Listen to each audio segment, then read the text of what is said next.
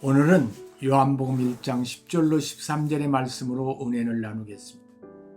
요한복음 1장 10절을 보면 그가 세상에 계셨으며 세상은 그로 말미암아 지은 바 되었으되 세상이 그를 알지 못하였고 라고 했습니다. 참빛 되신 예수님께서 세상에 계셨습니다. 세상은 그로 말미암아 창조되었습니다. 그러나 세상은 그를 알지 못했습니다.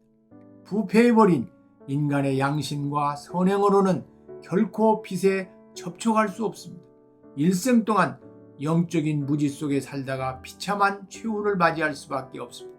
그래서 우리가 참빛 되신 하나님을 알게 되었다는 것이 하나님의 은혜라는 것입니다. 그분이 세상을 창조하셨다는 사실을 인정하게 되었다는 것 자체가 참으로 놀라운 하나님의 은혜입니다.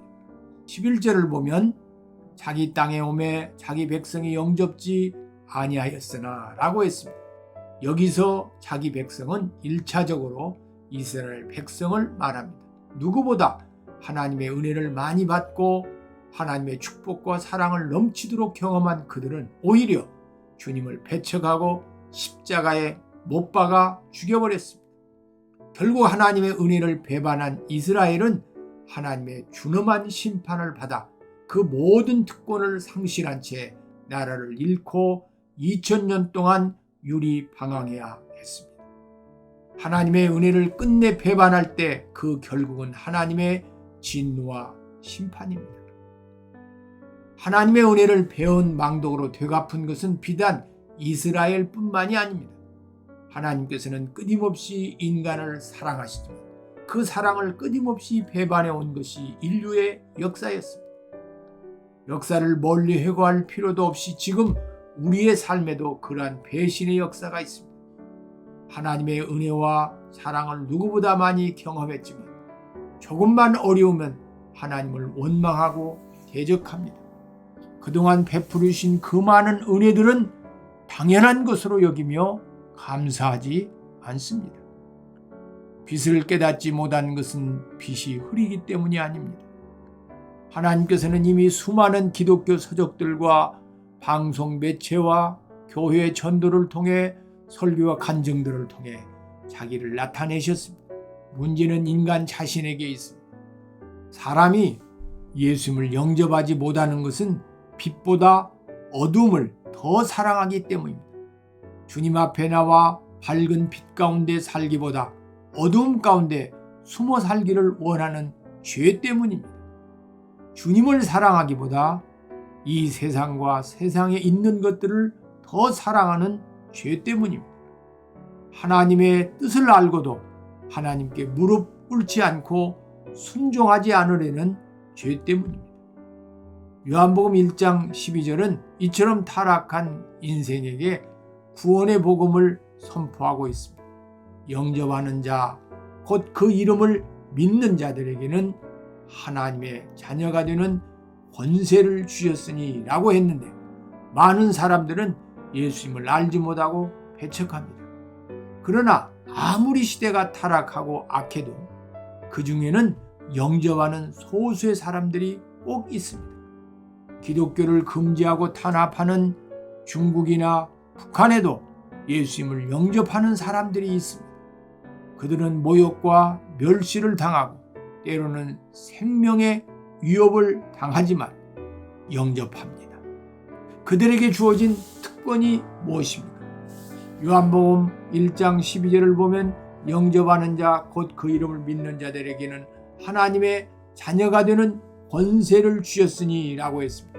여기서 중요하게 살펴봐야 할 단어는 영접하다는 것과 믿는다는 것의 관계입니다. 영접하다는 동사는 과거에 이미 이루어진 행동을 묘사하는 단어입니다. 반면에 믿는다는 동사는 현재 계속적인 행동을 묘사하는 단어입니다. 구분하자면 영접하는 것은 최초의 일회적인 행동을 말하고 믿는 것은 예수님을 영접한 자가 그 후 지속적으로 믿음을 가지고 행동하는 것을 말합니다. 그런데 성경은 이 두 가지를 같은 개념으로 말하고 있습니다. 곧 예수님을 영접한 사람은 현재적으로도 예수님에 대한 믿음의 삶을 살고 있는 사람이라는 것입니다. 이 두 가지는 결코 분리되어 있지 않습니다. 과거 어떤 시점에서든지 예수님을 영접했다면 그는 현재적으로도 예수님에 대한 믿음을 가지고 행동하게 되어 있습니다. 비록 현재의 삶에 허물과 약점이 있고 믿음이 약하다 할지라도 완전히 믿음에서 떠날 수는 없는 것입니다. 우리는 때로 예수님을 믿다가 중단하거나 배도한 사람을 봅니다. 이것은 그가 처음부터 예수님을 제대로 영접하지 않았다는 것, 곧 진정한 믿음이 아니었다는 것을 의미합니다. 하나님께서 자신의 아버지가 되심을 믿을 때 그 삶은 현격하게 바뀝니다. 어둠 속에 방황하던 사람이 더 이상 방황하지 않게 됩니다. 인생의 허무와 운명적인 생각에서 벗어나 생명력 있는 삶을 살아갑니다. 고아와 같은 소외감과 외로움에서 벗어나 참 만족과 기쁨을 누리게 됩니다. 원인 모를 불안과 답답함과 초조함에서 벗어나 자유와 평안을 누리게 됩니다.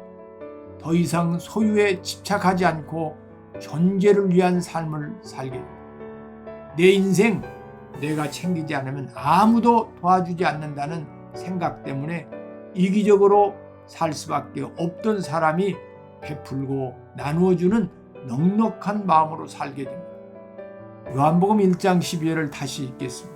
영접하는 자 곧 그 이름을 믿는 자들에게는 하나님의 자녀가 되는 권세를 주셨으니, 여기서 권세를 주셨다는 말은 단번에 주셨다는 것입니다. 이 권세는 한 번 주심으로써 결코 취소되지 않는 권세입니다. 한 번 하나님의 자녀가 되면 어떤 경우에도 취소되지 않습니다. 물론 자녀가 된 이후에도 잘못을 범하면 징계는 받습니다. 그러나 이것은 죄인이 형벌을 받는 것과는 전혀 다른 차원의 개념입니다. 재판장이 죄인의 죄를 추궁하고 심판하듯이 하는 것이 아니라 사랑하는 자식이 바로 자랄 수 있도록 회초리를 때리시는 것과 같습니다. 그러므로 성경은 택한 자녀에 대한 징계는 반드시 필요한 것이요, 아버지 되신 하나님의 참 사랑으로 표현되어 있는 것입니다. 그러면 우리가 어떻게 해서 하나님의 자녀가 됩니까? 요한복음 1장 13절에 3번의 부정적인 진술과 한 번의 긍정적인 진술을 통해 오직 하나님의 은혜로만 자녀가 됨을 강조하고 있습니다. 이는 혈통으로나 육정으로나 사람의 뜻으로 나지 아니하고 오직 하나님께로서 난 자들이니라. 우리가 하나님의 자녀가 되는 것은 혈통으로 되지 않습니다. 인간의 어떤 계획과 노력으로 되는 것도 아닙니다. 오직 단순하게 영접하는 것 외에는 어떤 다른 조건도 없습니다. 하나님의 자녀가 되는 것은 놀라운 하나님의 은혜요, 일방적인 하나님의 선물입니다. 그러므로 선물을 주시는 분의 사랑과 마음을 알고 감사함으로 받을 때 누구든지 하나님의 자녀가 될 수 있습니다.